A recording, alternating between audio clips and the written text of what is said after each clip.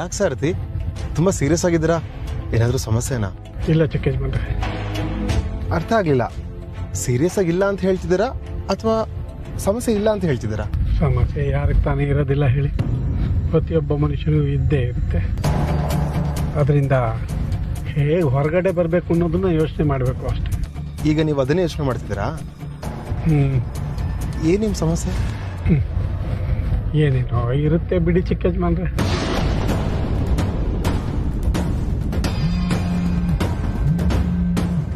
ಹಾ ಬ್ರೋ. ಪ್ರೀತು, ನಿನ್ನೆ ನಂಬ್ಕೊಂಡಿದ್ದೀನಿ. ಲವ್ ವಿಚಾರದಲ್ಲಿ ನೀನು ನನ್ನ ತಮ್ಮ ಅಲ್ಲ, ಅಣ್ಣ. ನೆನ್ಪಿಟ್ಕೋ. ಅಲ್ಲ, ಲವ್ ಗುರು. ಆಯಿತು, ಹಾಗೆ ಅನ್ಕೋ. ಪ್ರೀತು, ತುಂಬ ದೊಡ್ಡ ಜವಾಬ್ದಾರಿ ನಿನ್ನ ಮೇಲಿದೆ. ಪ್ಲೀಸ್ ಏನಾದರೂ ಮಾಡು. ಗುರುಗಳು ಮಾತ್ರ ಯಾವುದೇ ಕಾರಣಕ್ಕೂ ಇಲ್ಲಿಗೆ ಬರಬಾರ್ದು ಅಷ್ಟೇ. ಸರಿ ಬ್ರೋ, ಏನಾದರೂ ಒಂದು ಮಾಡ್ತೀನಿ. ಒಟ್ಟಿನಲ್ಲಿ ಅವ್ರು ಬರ್ದೇ ಇರೋ ಥರ ನೋಡ್ಕೊಳ್ಳೋದು ನನ್ನ ಜವಾಬ್ದಾರಿ, ಆಯ್ತಾ? ಸರಿ ಪ್ರೀತು. ಯಾರು ಬರ್ದೇ ಇರೋ ಹಾಗೆ ನೋಡ್ಕೊತಿದ್ದೀರಾ ಚಿಕ್ಕ ಯಜಮಾನ್ರೆ?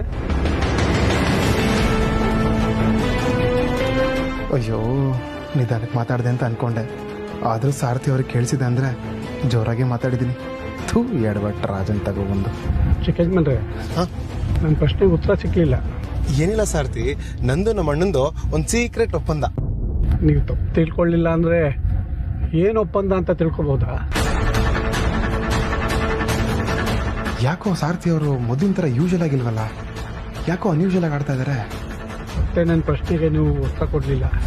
ಏನಿಲ್ಲ ಸಾರಥಿ, ಯಾವುದೊಂದು ಡೀಲ್ ಬಗ್ಗೆ ಒಂದು ಒಪ್ಪಂದ ಮಾಡ್ಕೊಂಡಿದ್ವಿ. ಹೇಳಿದ್ನಲ್ಲ, ತುಂಬಾ ಸೀಕ್ರೆಟ್, ಹಾಗೆ ತುಂಬಾ ಪರ್ಸನಲ್ ಕೂಡ. ಈ ಚಿಕ್ಕ ಯಜಮಾನ್ರಿಗೂ ಏನಾದರೂ ಪಾರ್ವತಿ ದೊಡ್ಡ ಯಜಮಾನ್ರ ವಿಷಯ ಗೊತ್ತಿದೆಯಾ? ಇವರು ಏನಾದರೂ ಅವ್ರಿಗೆ ಸಪೋರ್ಟ್ ಮಾಡ್ತಿದಾರಾ? ಯಾರೇ ಅವ್ರ ಪರವಾಗಿ ನಿಂತರು ಅಷ್ಟೇ, ಈ ಸಂಬಂಧ ಬೆಳಿಬಾರ್ದು. ಅಖಿಲ್ ಅಮ್ಮನವ್ರು ನೋಡಿರೋ ಹುಡುಗಿ ಜೊತೆಗೇನೆ ದೊಡ್ಡ ಯಜಮಾನ್ರ ಮದುವೆ ನಡಿಬೇಕು. ಅದಾಗಬೇಕು ಅಂದರೆ ಗುರುಗಳು ಬಂದು ನಿಶ್ಚಿತಾರ್ಥದ ದಿನ ಇವತ್ತೇ ಗೊತ್ತು ಮಾಡಬೇಕು. ಭಗವಂತ, ದೊಡ್ಡ ಯಜಮಾನ್ರ ಜಾತಕಕ್ಕೆ ಯಾಮಿನಿ ಮೇಡಮ್ ಜಾತಕನ ಚೆನ್ನಾಗಿ ಹೊಂದ್ಸಪ್ಪ. ಏನೋ ಒಬ್ಬೊಬ್ಬರೇ ಮನಸ್ಸಲ್ಲೇ ಶಾಪ ಹಾಕೊಳ್ತಾ ಇದಾರೆ ಅಂತ ಅನಿಸ್ತಾ ಇದೆ. ದೇವ್ರೆ ಕಾಪಾಡಪ್ಪ.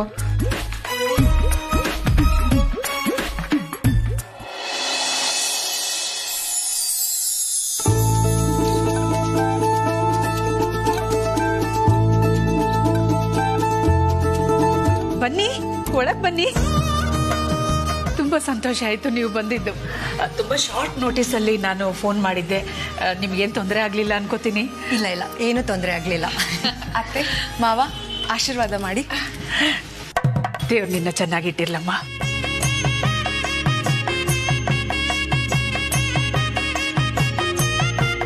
ನಾವು ಹಬ್ಬಕ್ಕೆ ಗಣೇಶನ್ ಕೂರಿಸಿದ್ವಿ. ತಕ್ಕ ಮಟ್ಟಿಗೆ ಜೋರಾಗೆ ಮಾಡ್ತಾ ಇದೀವಿ.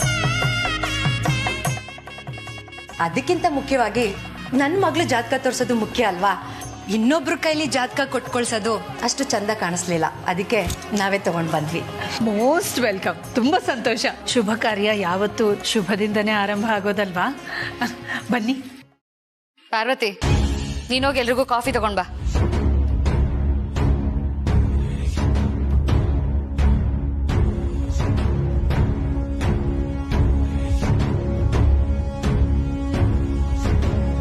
ಯಾಮಿನಿ, ಯಾರನ್ನ ಹುಡುಕ್ತಿದ್ಯಮ್ಮ? ಇನ್ಯಾರನ್ನ ಹುಡುಕ್ತಾಳೆ? ಮದ್ವೆಗ ಹುಡುಗನ್ನ. ಬರ್ತಾನೆ, ಇಲ್ಲೇ ಎಲ್ಲೋ ಹೋಗಿರ್ತಾನೆ. ಕರ್ಕೊಂಡ್ ಬರ್ತೀನಿ ಇರು. ಅದರ ಅಗತ್ಯ ಇಲ್ಲ. ಆದಿತ್ಯ ಯಾವ್ದೋ ಕಾಲಲ್ಲಿ ಬ್ಯುಸಿ ಆಗಿದ್ದಾನೆ, ಮುಗಿಸ್ಕೊಂಡು ಅವನೇ ಬರ್ತಾನೆ. ಹೌದಾ ಭಾವ? ನೋಡಿದ್ರ ಬೀಗ್ರೆ, ನಮ್ ಹುಡುಗ ಹಬ್ಬದ ದಿನಾನು ಎಷ್ಟ್ ಚೆನ್ನಾಗಿ ಕೆಲಸ ಮಾಡ್ತಾನೆ ಅಂತ. ತುಂಬಾ ಶ್ರದ್ಧೆ. ಮಾಡ್ಲಿ, ಈ ವಯಸ್ಸಲ್ಲಿ ಕೆಲಸ ಮಾಡಿದ್ರೆ ತಾನೆ ನಮ್ ವಯಸ್ಸಾದಾಗ ಆರಾಮಾಗಿರಕ್ಕಾಗೋದು. ಅಂದ್ರೆ ನಮ್ಗ್ ವಯಸ್ಸಾಗಿದೆ ಅಂತನಾ? ಛೆ, ತಪ್ಪು ತಿಳ್ಕೊಬೇಡಿ, ಸುಮ್ನೆ ಮಾತಿಗೆ ಹೇಳಿದೆ. ಜಾತಕ ತಂದಿದ್ದೀರಲ್ಲ? ಅಯ್ಯೋ, ಅದನ್ ಮರ್ಯಾದಿಕ್ಕಾಗತ್ತಾ? ತಗೊಂಡ್ ಬಂದಿದ್ದೀನಿ.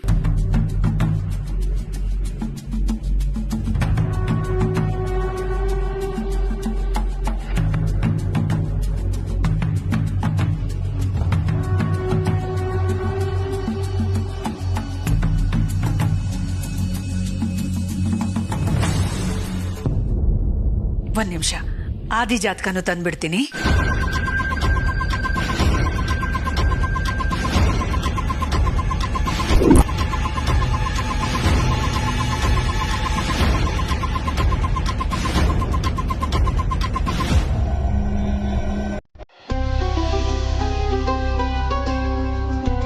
ಶುಭಮಸ್ತು, ಒಳ್ಳೆಯದಾಗಲಿ.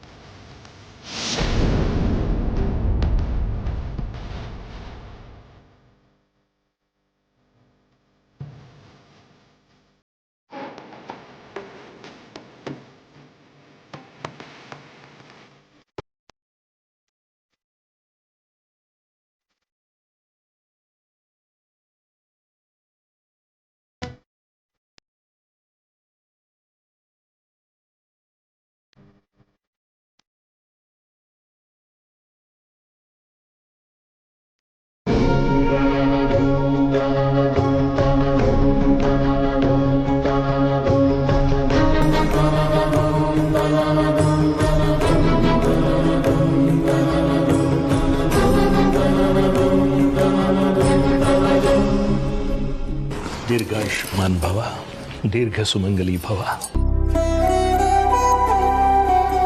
ಎಲ್ಲರೂ ಆಶೀರ್ವಾದ ತಗೊಳ್ಳಿ.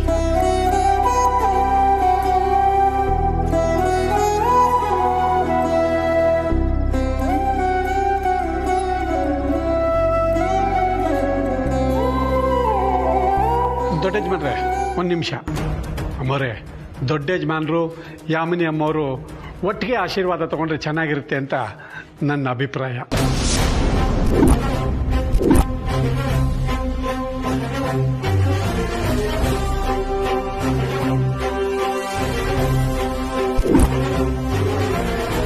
ವಾವ್, ಸೂಪರ್ ಹನುಮಂತು, ಒಳ್ಳೆ ಐಡಿಯಾ ಕೊಟ್ಟೆ.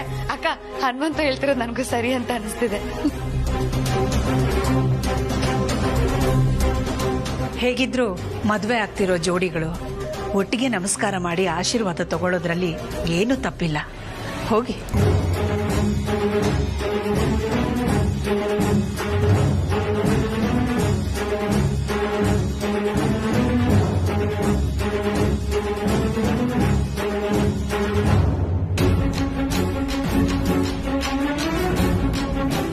ಕೆಲವು ಸಲ ಏನಾಗಬೇಕೋ ಅದು ಆಗದೇನೆ ಇರಬಹುದು, ಯಾವುದು ಆಗಬಾರದೋ ಅದು ಆಗಲೂಬಹುದು. ಎಲ್ಲವೂ ಅವನೇ ಇಚ್ಛೆ. ಒಳ್ಳೆಯದಾಗ.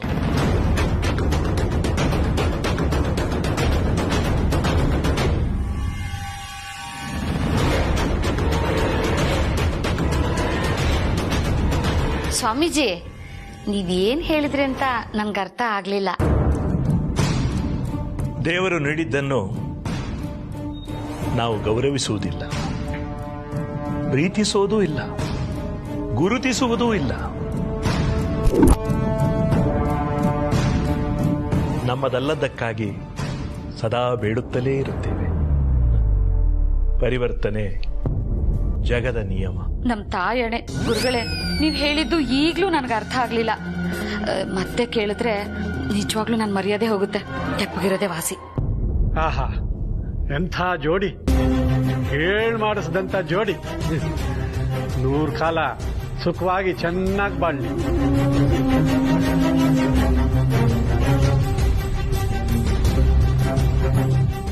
ಅರಸನ ಕೋಟೆಗೆ ತಕ್ಕನಾದ ಸೊಸೆನೆ ಆಯ್ಕೆ ಮಾಡಿದ್ದೀರಿ ಅಮ್ಮ.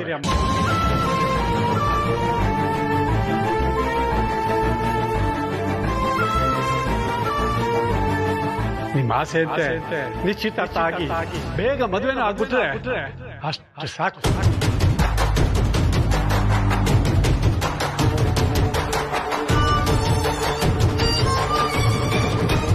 ಆಹಾ, ಧನ್ಯೋಸ್ಮಿ ಹನುಮಂತು. ಎಂಥ ಭಕ್ತಿ, ಎಂಥ ಬೇಡಿಕೆ.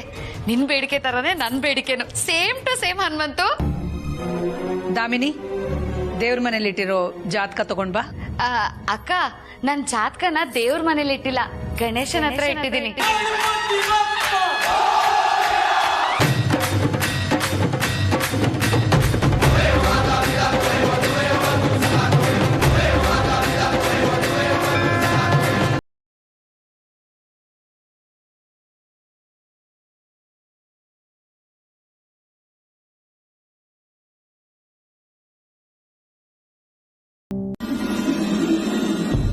ಇಬ್ಬರ ಜಾತಕಗಳು ಬಹಳ ಅದ್ಭುತವಾಗಿ ಕೂಡಿ ಬರುತ್ತೆ.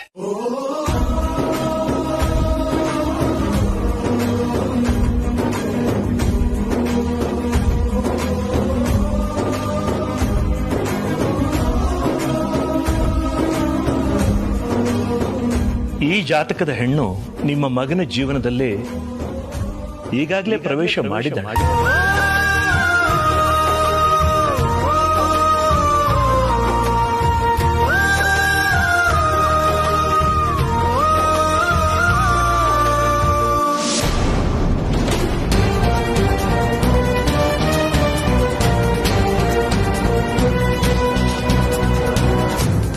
ಅವರಿಬ್ರು ಜಾತಕ ಕೂಡ್ ಬರುತ್ತೆ ಅಂದ್ರೆ ಇನ್ನು ಬಾರು ಯಾಕೆ ಇಷ್ಟೊಂದು ಖುಷಿಯಾಗಿದ್ದಾಳೆ? ಅರೆ, ದೊಡ್ಡ ಯಜಮಾನ್ರು ಖುಷಿಯಾಗಿದ್ದಾರಲ್ಲ. ಈ ಜಾತಕದಲ್ಲಿರೋ ಹೆಣ್ಣು ಸೊಸೆಯಾಗಿ ಈ ಮನೆಗೆ ಬಂದ್ರೆ ಈ ಮನೆಯ ಘನತೆ ಗೌರವವನ್ನು ಎತ್ತಿ ಹಿಡಿಯೋದ್ರಲ್ಲಿ ಯಾವ ಸಂದೇಹವೂ ಇಲ್ಲ.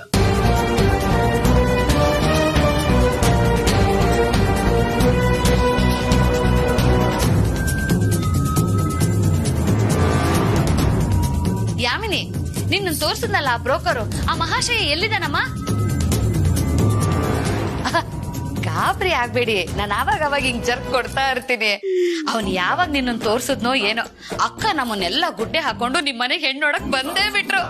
ಆವತ್ತೇ ನಮ್ಮ ಅಕ್ಕ ನೀನ್ ನಮ್ಮ ಮನೆ ಸೊಸೆ ಅಂತ ಫಿಕ್ಸ್ ಮಾಡ್ಬಿಟ್ರು. ಈಗ ನೋಡಿದ್ಯಾ, ಗುರುಗಳು ಕೂಡ ನಿಮ್ ಜಾತಕ ಹೊಂದಾಣಿಕೆ ಆಗುತ್ತೆ ಅಂತ ಹೇಳ್ತಾ ಇದಾರೆ. ಅಪ್ಪ ಅಲ್ಲ ಯಾಮಿನಿ, 1-2 ವರ್ಷ ಮುಂಚೆ ಸಿಗೋದಲ್ವೇನಮ್ಮ? ನೀನೇನಾದ್ರೂ ಅವಾಗ್ಲೇ ಸಿಕ್ಕಿದ್ರೆ ನಮ್ಮ ಆದಿತ್ಯ ಜೊತೆ ಮದ್ವೆ ಮಾಡಿ ಅಯ್ಯೋ ಇಷ್ಟೊತ್ತಿಗಾಗ್ಲಿ ನಿನಗೆ 2 ಮಕ್ಳು ಇರ್ತಾ ಇತ್ತಮ್ಮ. ದಾಮಿನಿ,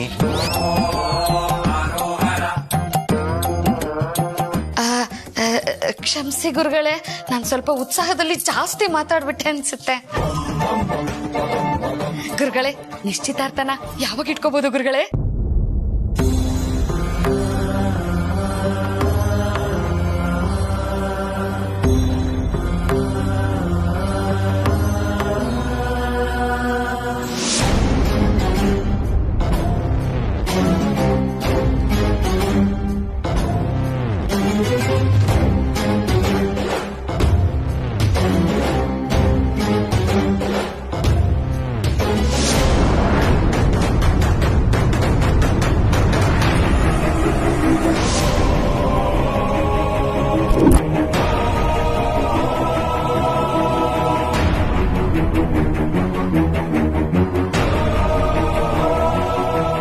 ಹಿರಿಯರ ಸಮ್ಮುಖದಲ್ಲಿ ನಡೆಯೋ ಈ ಮದುವೆಗೆ ಸಾಕಷ್ಟು ವಿಘ್ನಗಳು ಬರುತ್ತೆ.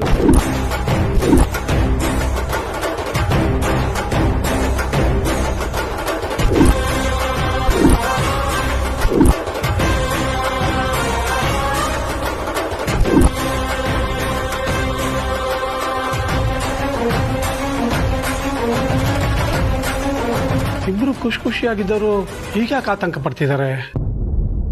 ಗುರುಗಳೇ, ಏನ್ ಹೇಳ್ತಾ ಇದ್ದೀರಾ? ವಿಚಲಿತರಾಗಬೇಡಿ ತಾಯಿ. ಆ ಭಗವಂತ ಬರೋ ಎಲ್ಲ ವಿಘ್ನಗಳನ್ನ ದೂರ ಮಾಡಿ ಈ ಸತಿಪತಿ ನಾಟಕದಲ್ಲಿ ಎಲ್ಲ ಸರಿ ಮಾಡ್ತಾನೆ.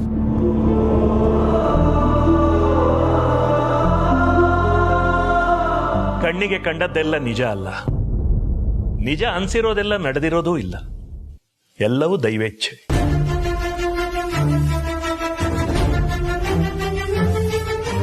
ಯಾರಿಗೆ ಯಾವ ಸಮಯದಲ್ಲಿ ಏನು ಕರುಣಿಸಬೇಕು ಅಂತ ಆ ಭಗವಂತನಿಗೆ ಚೆನ್ನಾಗಿ ಗೊತ್ತಿದೆ. ಅವನು ಬಯಸಿದಾಗೆ ಎಲ್ಲ ನಡೆಯೋದು.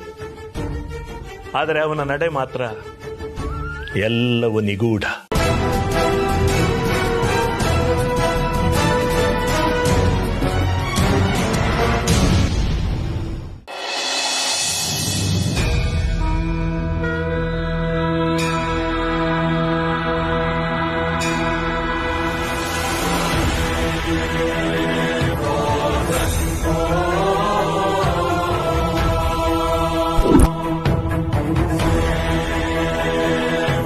ಈ ತಿಂಗಳು 28ನೇ ತಾರೀಕು ಬೆಳಿಗ್ಗೆ 10:30ಕ್ಕೆ ಒಳ್ಳೆಯ ಮುಹೂರ್ತ ಇದೆ. ನೀವು ನಿಶ್ಚಿತಾರ್ಥ ಇಟ್ಕೋಬಹುದು. ತಗೊಳ್ಳಿತೆ.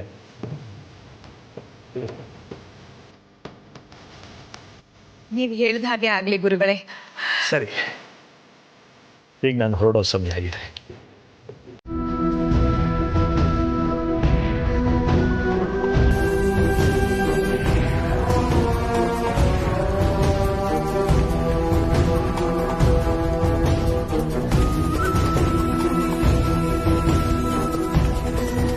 ನಮ್ಮ ಆದಿತ್ಯನ ಮದುವೆಯ ಸಂಪೂರ್ಣ ಜವಾಬ್ದಾರಿ ನಿಂದೆ.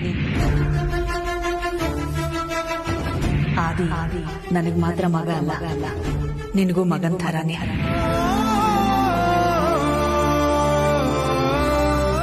ಆದಿ ಮದುವೆ ಬಗ್ಗೆ ನಾವೆಲ್ಲ ಎಷ್ಟು ಆಸೆ ಆಸರೆನ ಇಟ್ಕೊಂಡಿದೀವೋ ಅವನ್ ಮದುವೆ ಬೇಗ ಆಗ್ಲಿ ಅನ್ನೋ ಆಸೆ ನಿನಗೂ ಇದೆ ಅಂತ ನನಗೆ ಗೊತ್ತು ಹನುಮಂತ.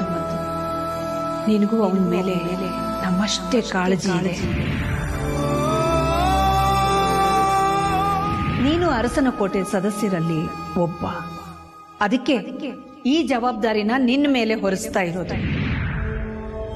ಆದಿತ್ಯ ಯಾಮಿನಿಯ ಮದುವೆ ಸುಸೂತ್ರವಾಗಿ ನೆರವೇರೋದಕ್ಕೆ ನೀನು ಸಹಕರಿಸಬೇಕು ಅಂತ ಕೇಳ್ಕೊತೀನಿ ಹನುಮಂತು.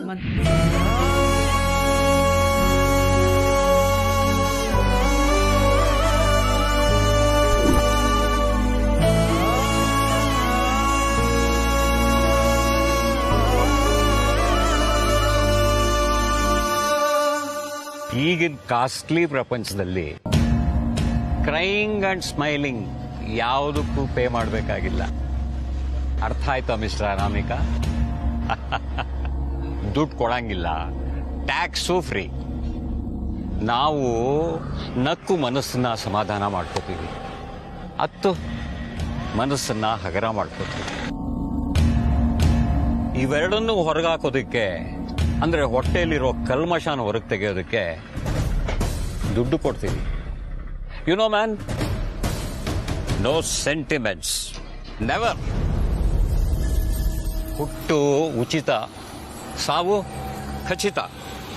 ಇವೆರಡರ ಗ್ಯಾಪಲ್ಲಿ ನಡೆಯೋದೆಲ್ಲ ಆಶ್ಚರ್ಯಚಕಿತ. ನೋಡು, ನಮಗೆ ಅಂತ ಜೀವನದಲ್ಲಿ ಯಾರೂ ಬರೋದೇ ಇಲ್ಲ. ಹಸುವಾಗ್ಲಿ ಕಾಯಿಲೆ ಆಗ್ಲಿ ಏನೇ ಆದರೂ ನಾವೇ ಅನುಭವಿಸ್ಬೇಕು. ಮನಸ್ಸಿಗೆ ನೆಮ್ಮದಿ ಇಲ್ಲ, ಜೀವಕ್ಕೆ ಶಾಂತಿ ಇಲ್ಲ.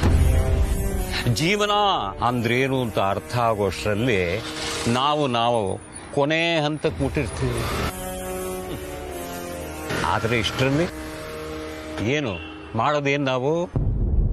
ಫ್ಯಾಮಿಲಿ ಸೆಂಟಿಮೆಂಟ್, ಅಟ್ಯಾಚ್ಮೆಂಟ್, ಇವೆರಡೇ ನಮ್ಮ ಜೀವನನ ಹಾಳು ಮಾಡೋದು. ಈ ಸಮಾಜ ಕೆಟ್ಟದ್ದನ್ನ ಬೇಗ ಕೆಲ್ಸುತ್ತೆ, ಒಳ್ಳೇದನ್ನ ಬೇಗ ಮರೆಸುತ್ತೆ. ತಗೋ, ಟೀ ಕುಡಿ. ನೋಡು, I am not your relative, friend, brother, et cetera et cetera. ಮತ್ತೆ ನೀವ್ಯಾರು? ನಿನ್ ಥರಾನೇ ನೊಂದು ಬೆಂದಿರುವ ಅನಾಮಿಕ. ಆದರೆ ನಾನು ನಿಮ್ಮ ಥರ ಅಲ್ಲ. ನನಗೆ ಮಗ ಇದ್ದಾನೆ, ಮಗಳಿದ್ದಾಳೆ. ಹುಟ್ಟಿಸಿದ ತಪ್ಪಿಗೆ ಸರಿಯಾಗಿ ಅನುಭವಿಸ್ತಾ ಇದೀಯ. ಕುಡಿ ಕುಡಿ ಕುಡಿ. ಈ ಕುಡಿಯೋದಾಗ್ಲಿ ತಿನ್ನೋದಾಗ್ಲಿ ಫ್ರೆಶ್ ಇದ್ದಾಗಲೇ ಮುಗಿಸ್ಬಿಡ್ಬೇಕು, ಇಲ್ಲ ಅಂದ್ರೆ ಟೇಸ್ಟ್ ಕಡಿಮೆ ಆಗ್ಬಿಡುತ್ತೆ. ನಿಮ್ಮ ಮಾತಿಗೂ ನಿಮ್ಮ ನಡವಳಿಕೆಗೂ ಸಂಬಂಧನೇ ಇಲ್ವಲ್ಲ. ಯಾರು ನೀವು?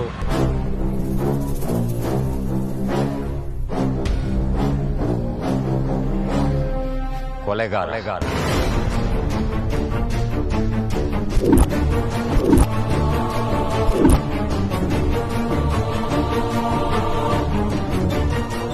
ನಾನೇ ಹುಟ್ಟಿಸಿದ ಮಗಳು, ನಾನು ಬೇಡ ಅಂದವನ ಜೊತೆ ಕೈ ಹಿಡ್ಕೊಂಡು ಬೀದಿ ಸುತ್ತಿದ್ಲು. ಎಷ್ಟು ಹೇಳ್ದೆ ಅದಕ್ಕವಳು ಪ್ರೀತಿ ಅನ್ನೋ ತೂಕದ ಮಾತು ಹೇಳೋದು. 20 ವರ್ಷದಿಂದ ಬೆವರು ಸೂರಿಸಿ ಸಾಕಿದ ಮಗಳು 20 ದಿನದಲ್ಲಿ ಪ್ರೀತಿಸಿದವನ ಜೊತೆ ಓಡೋದ್ಲಲ್ಲ ಅಂತ ತುಂಬಾ ದುಃಖ ಆಯ್ತು. ಮನಸ್ಸು ಕೊರಗ್ತು. ಅಂಥವಳು ನನ್ನ ಮಗಳು ಯಾಕಾಗಿರ್ಬೇಕು ಅನ್ನೋ ನಿರ್ಧಾರಕ್ಕೆ ಬಂದು ಅವಳನ್ನ ದೂರ ಮಾಡಿಬಿಟ್ಟೆ.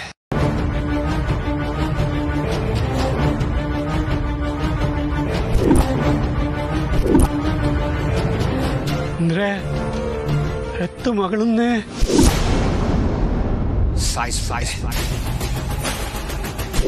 ಇವತ್ತು ಹಬ್ಬ ಅಲ್ವಾ, ಅದು ಊಟ ಕರೆದಿರ್ಬೋದಾ? ಅಪ್ಪ, ಹಬ್ಬದಲ್ಲಿ ನಮ್ಮನೆಗೆ ತಾನೇ ಊಟಕ್ಕೆ ಬರ್ತಾರೆ, ಅವ್ರ ಮನೆಗೆ ಯಾಕೆ ಕರೀತಾರೆ ಹೇಳಿ? ಕರೆಕ್ಟ್. ಬ್ರೋ, ನಾಳೆ ಅದಕ್ಕೆ ಬರ್ಡೇ, ಅದಕ್ಕೆ ಊಟಕ್ಕೆ ಕರೆದಿರ್ಬೋದಾ? ಪ್ರೀತು, ಪ್ರತಿ ವರ್ಷ ಬರ್ತ್ಡೇ ಕರೀದೇ ಇರೋನು ಈ ವರ್ಷ ಯಾಕೆ ಕರೀತಾನೆ ಹೇಳೋ? Point to be noted your honour. ಆದ್ರೂ ಈ ಸಾರಥಿ ವಿಷಯದಲ್ಲಿ ಕ್ಲಾರಿಟಿನೇ ಸಿಗ್ತಿಲ್ಲ. ನಿನ್ನೆ ತಲೆ ಸುತ್ತ ಬಿದ್ದಾಗ ಬ್ರೋ ಮತ್ತೆ ಅದಕ್ಕೆ ತುಳಸಿ ಕಟ್ಟೆ ಸುತ್ತೋದು ನೋಡಿ ತಲೆ ಸುತ್ತ ಬಿದ್ರು ಅಂತ ಅನ್ಕೊಂಡ್ವಿ. ಆಮೇಲೆ ಇಲ್ಲ ಅಂತ ನಾವೇ ಡಿಸೈಡ್ ಆದ್ವಿ. ಇವಾಗ ನೋಡಿದ್ರೆ ಯಾವತ್ತೂ ಮನೆ ಕರೆದಿರೋ ಸಾರಥಿ ಬ್ರೋನ ಮನೆಗೆ ಊಟಕ್ಕೆ ಕರೆದಿದ್ದಾರೆ. ಏನಿರ್ಬೋದು ಇದರ ಅರ್ಥ? ಬ್ರೋ, ಏನಾದ್ರೂ ನಿಮ್ ಪ್ರೀತಿ ವಿಷಯ ಗೊತ್ತಾಗಿ ಅದಕ್ಕೆ ಒಪ್ಪಿಗೆ ಕೊಡಕ್ಕೆ ಅಂತ ಏನಾದ್ರೂ ಕರೆದಿರ್ಬೋದಾ ಅಂತ? ಇಲ್ಲ ಪ್ರೀತು, ಹಾಗಾಗಿರಕ್ ಸಾಧ್ಯ ಇಲ್ಲ ಅನ್ಸುತ್ತೆ.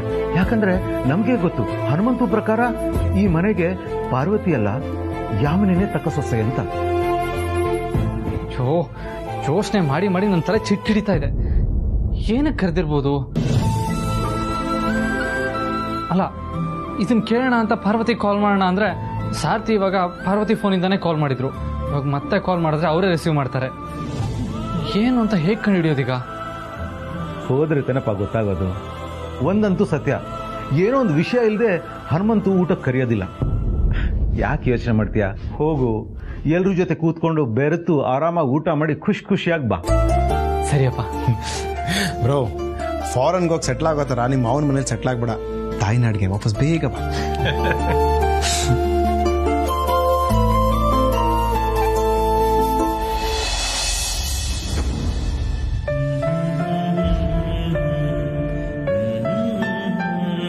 ಅಪ್ಪ, ಏನ್ ಮಾಡ್ತಿದ್ಯಾ? ಅಡ್ಗೆ ಮಾಡೋದಕ್ಕೆ ನಾನಿಲ್ವಾ? ಬಾ ಈ ಕಡೆ. ಬೇಡಮ್ಮ, ಇವಾಗ ನೀನು ಅಡುಗೆ ಮಾಡೋದು ಬೇಡ. ಯಾಕಪ್ಪ? ನಾನೇ ನನ್ನ ಕೈಯಾರ ಅಡುಗೆ ಮಾಡಿ ಬಡಿಸ್ತೀನಿ.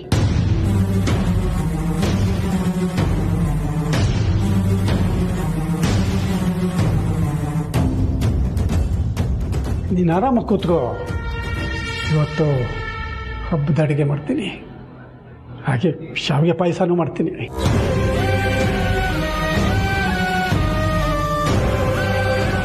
ಶಾವಿಗೆ ಪಾಯಸನ? ಯಜಮಾನ್ರಿಗೆ ಇಷ್ಟ ಆಗಿರೋ ಶಾವಿಗೆ ಪಾಯಸ ಮಾಡ್ತೀನಿ ಅಂತಿದಾರಂದ್ರೆ ಅಪ್ಪಂಗೇನಾದ್ರೂ ನಮ್ಮಿಬ್ರು ಪ್ರೀತಿ ವಿಷಯ ಗೊತ್ತಾಗಿರ್ಬೋದಾ? ಶಾವಿಗೆ ಪಾಯಸ ಅಂದ್ರೆ ನಿಮ್ಮ ಯಜಮಾನ್ರಿಗೆ ಇಷ್ಟ ಅಲ್ವಾ?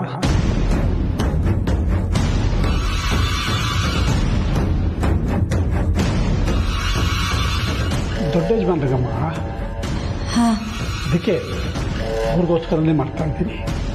ಅವ್ರಿಗೋಸ್ಕರನಾ? ದೊಡ್ಡ ಯಜಮಾನ್ರನ್ನ ಊಟಕ್ಕೆ ಬರಕ್ಕೆ ಹೇಳಿದ್ದೀನಿ.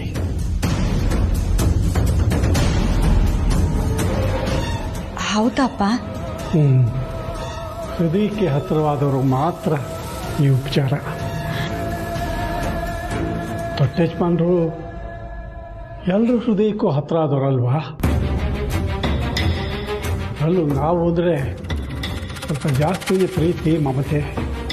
ಅದಕ್ಕೆ ಅವನ್ನ ಊಟಕ್ಕೆ ಕರೆದಿದ್ದೀನಿ.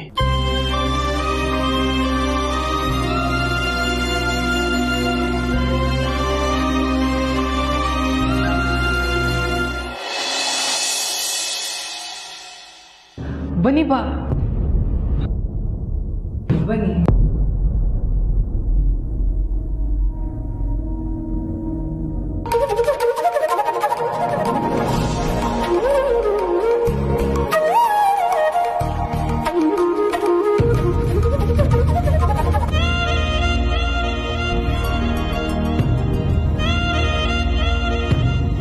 ಬನ್ನಿ ದೊಡ್ಡ ಯಜಮಾನ್ರೆ. ಈಗ ಅಡಿ ಚಾಪೆ ಹಾಕೋ. ಸರಿ ಪಾರು, ಬಾಮ್ಮ, ಅಡುಗೆ ಎಲ್ಲ ತಂದ್ಬಿಡೋಣ.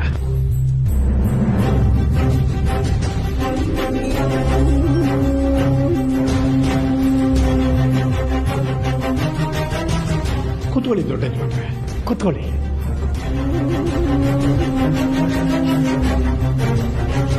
ಪಾರು, ನೀನು ಕೂತ್ಕೊಳ್ಳಮ್ಮ. ಇವತ್ತು ನನ್ನ ಕೈಯಾರ ಅಡುಗೆ ಮಾಡಿದ್ದೀನಿ, ನಾನೇ ನನ್ನ ಕೈಯಾರ ಬಡಿಸ್ತೀನಿ. ಕೂತ್ಕೊ.